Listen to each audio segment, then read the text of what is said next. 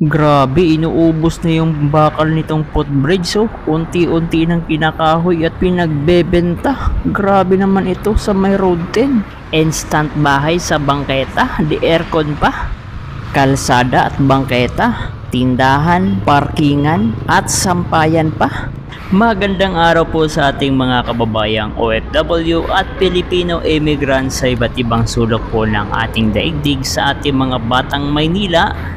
At narito ho tayo, magmula dito sa may bahagi ng Moriones ay babaybayin natin itong kahabaan ng Mel Lopez Boulevard patungo ng Kapulong Street, at upang makita ho natin ang sitwasyon dito sa kahabaan ng Mel Lopez Boulevard at kahabaan din ng Kapulong Street. So hindi naman tayo talagang totally na bubuuhin natin yung Kapulong Street, at least ay makita nyo ho po ang sitwasyon dito sa Tondo, Manila.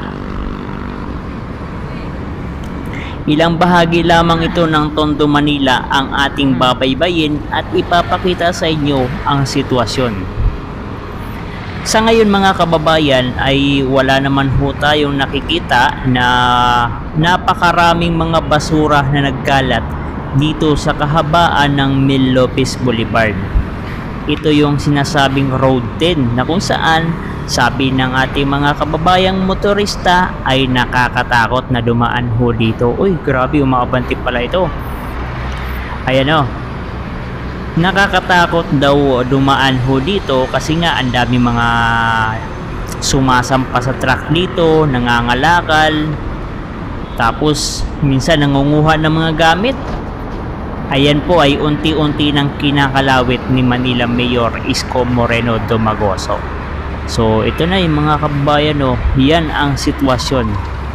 Dati napakaraming basura. Ang nakakalungkot lamang ho dito nakita natin, itong bahagi ng footbridge, parang nakakatakot na siyang daanan kasi nga kinakalakal na nila, inuubos na nila yung bahagi ng footbridge at hindi nyo na po madadaanan. So sayang ang pagpapagawa niyan. Ganyan ang sitwasyon dito.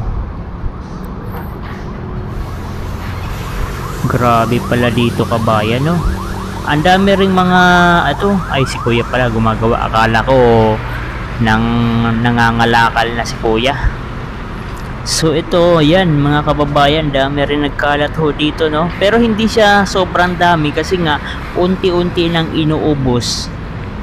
Utos ni Manila Mayor Isko Moreno Domagoso na ubusin na yung nagtatambakan, nagbubultuhan, kasi masangsang talaga yung amoy ng tambak na basura. Kaya naman ito ang ating makikita, may mga pakalat-kalat pa ring mga basura, pero hindi natin makikita yung kumpulan ng mga basura dito sa may bahagi ng Mel Lopez Boulevard. Mel Lopez Boulevard patungo ng Kapulong Street tayo kabayan.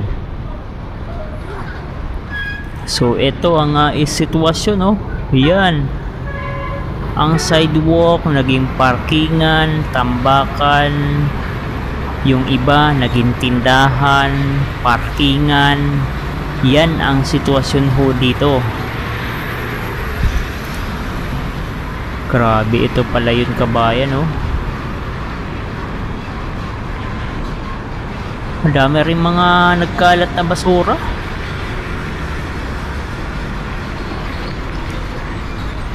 O ito, tindahan din, oh. Tindahan, parkingan, yan ang makikita nating sitwasyon dito sa bahagi ng Mel Lopez Boulevard. So kakanan na tayo dito sa may bahagi ng Kapulong Street. Ay grabe, di aircon pa ito kabayo, no? Bangketa. Nandito na tayo sa Kapulong Street, Barangay 105, Zone 8, District 1, Manila. At ganito ang itsura, sitwasyon dito sa Barangay 105, Zone 8, District 1, Tondo, Manila. So ayan, no? Zone 8, District 1. Ay grabe, ganito pala ang itsura. First time kong makagalat ng mga pasyal ho dito. Siyempre, yung ating mga kababayan, mga OFW na gustong mapasyalan ang bahaging ito ng Tondo, Manila, lalong-lalo na kung napakatagal po nila na hindi na nakakapasyal at nakakapunta ng Pilipinas, nakakabalik ng Tondo dito sa kanilang lugar. So, ganito po ang sitwasyon. Ganito ang itsura ng Barangay 105. So magkakatabi lamang na barangay, so hindi ko alam kung ano mga barangay ang mga katabi pa nitong 105. Yan, District 1 kabayan. Ito ang inyong makikita. Tindahan, sampayan, parkingan, paliguan. So parang samot-sari na yung ating makikita ho dito. Pero yung basura na sinasabi ni Manila Mayor Isko Moreno Dumagoso na tambakan, nagtambakan ng mga basura, mga kumpulan ng mga basura, ay wala na po tayong gaanong makikita. Dahil ipinahakot na, inutusan ni Yorme yung mga waste management. Kumbaga, siguro, ayusin na lamang yung kontrata tungkol dun sa mga basura, yung mga naghahakot ng basura, para malinis talaga ang City of Manila. Kasi kapag napakabaho ng lugar mga kababayan, parang nakaka-distract doon sa mga namamasyal at gustong pumunta ng Maynila. Grabe, ganito rin pala dito. Kapulong Street, Tondo, Manila, District 1. Ay, ganito pala dito kabayan, oh.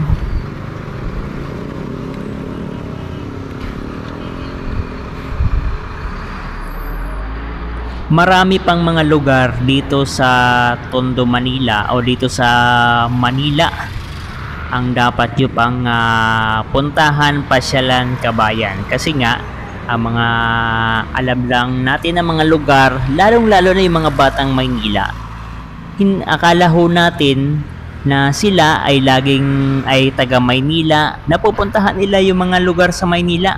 Hindi po, hindi nila napupuntahan kahit sila ay medyo matanda na, hindi nila napapasyalan.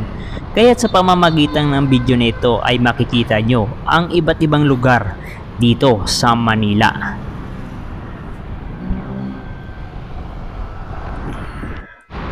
So abante na tayo, papunta naman ng Mel Lopez Boulevard, magmula dito, no, sa dulo nitong Kapulong. So hindi naman pinakadulo, lumiko lang tayo, nag-U-turn.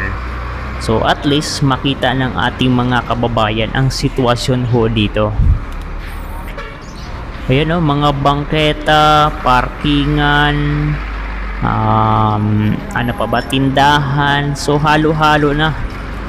Kaya pala yung iba nating mga kababayan na gustong pumasyal pag alam nilang Tondo, Manila, ay medyo nagdadalawang isip sila. O yan ang mga display nila nandito na sa mga kalsada. So yung mga ganyan kabayan, lalo na yung mga walang parkingan, yung mga masasakop nila na mga space o yung space sa kalsada ay magbibigayan ng trapiko, yung sa daloy ng trapiko. Pero kapag ganito, walang problema kabayan, no, medyo may space. Pero yung bangketa, kung titingnan nyo, parang ayaw mo ring dumaan kasi may mabaho, may mga tambak na basura, merong na ipon na mga tubig na hindi natin alam kung ilang buwan na naka-stack. At panigurado kapag ganoon ay grabe, napakadaming mikrobyo, napakaraming sakit ang inyong makukuha. O ayan, no, para sa kababayan natin na gustong makita itong bahagi ng Barangay 105 Zone 8 District 1 Tondo, Manila. Ito po ang kanyang itsura. Ganito po ang sitwasyon ngayon dito. At alam naman ho natin ay gusto ni Yorme na ang Manila ay talagang maging great again. muling gumanda. So, isa siguro sa mga plano ni Yorme, itong sitwasyon dito sa may bahagi ng Tondo ay mabago. So, hindi natin alam kung anong napakagandang mga proyekto ni Manila Mayor Isko Moreno Domagoso na magpapaganda sa sitwasyon at kalagayan ng ating mga kababayan dito sa Tondo. So, ito kabayan, no, ang footbridge dito halos hindi na ito nagagamit. Kasi nga parang hindi ko alam kung delikado ba dyan o nabubulak na yung taas. Ayan. Parang nakakatakot dumaan. Kaya yung ating mga kababayan hindi na dumadaan. Wala na halos dumadaan sa footbridge. Dito na tayo sa Mil Lopez Boulevard. Ayan na. So hanggang dito na lamang at maraming salamat sa inyong patuloy na panonood at suporta. God bless all.